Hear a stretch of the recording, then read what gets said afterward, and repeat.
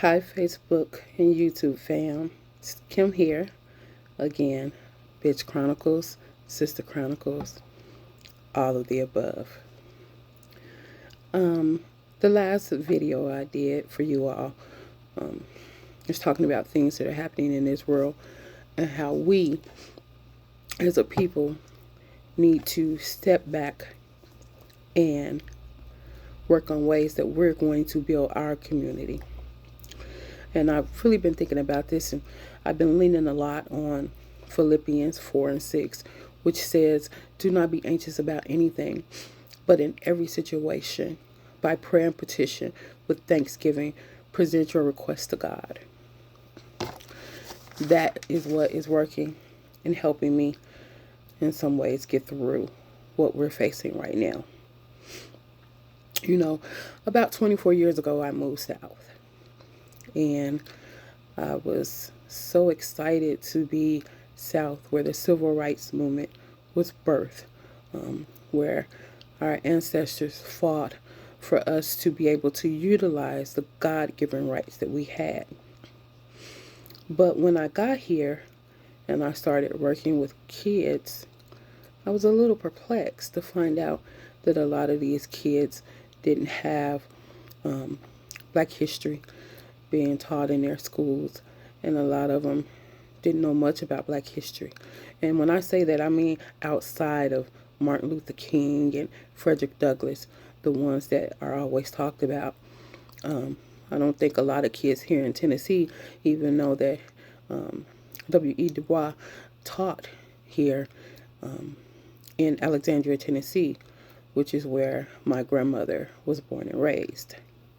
And I was very, very, very hurt to see that. And it's a shame because this is where our ancestors started the movement for these babies to be able to have the privileges that they don't even recognize are truly privileges that their grandparents, great-grandparents, and great-great-grandparents did not have the honor of having.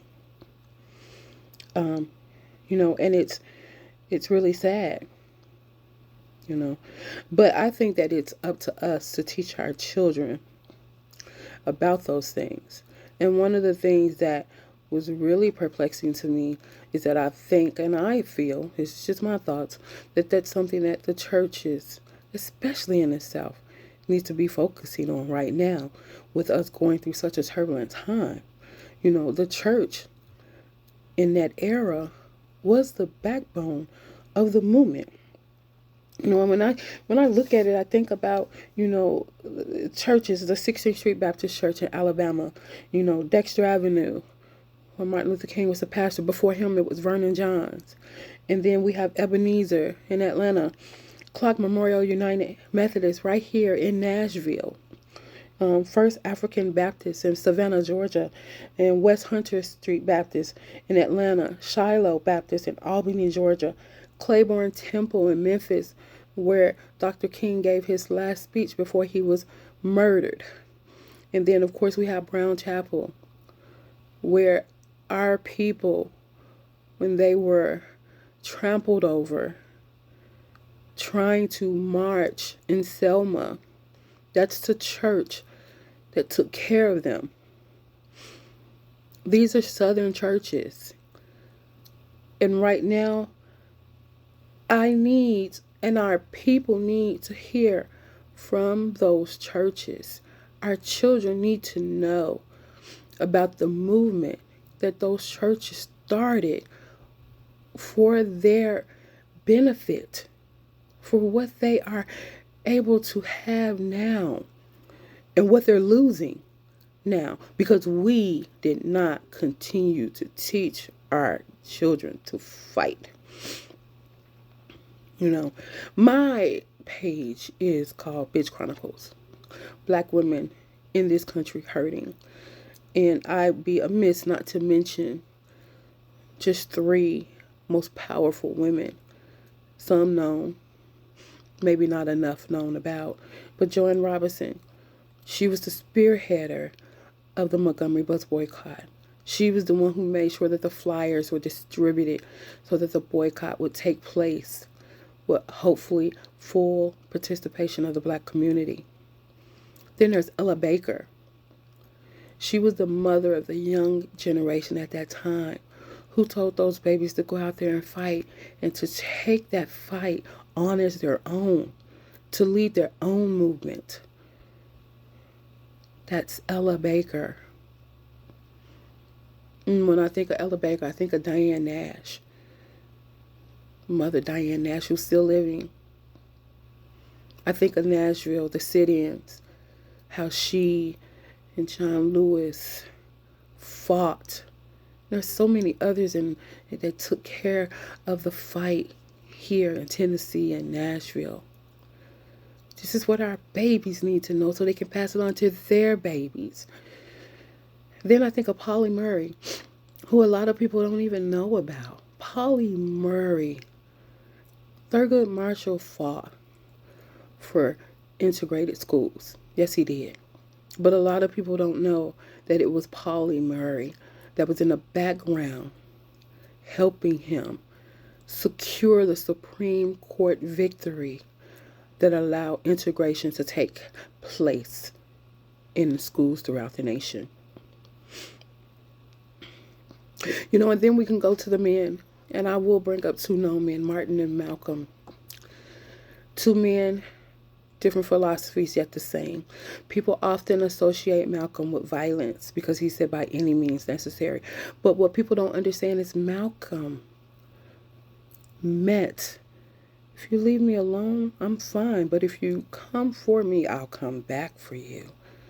But if we really want to be honest, Martin was the one who was really the most aggressive.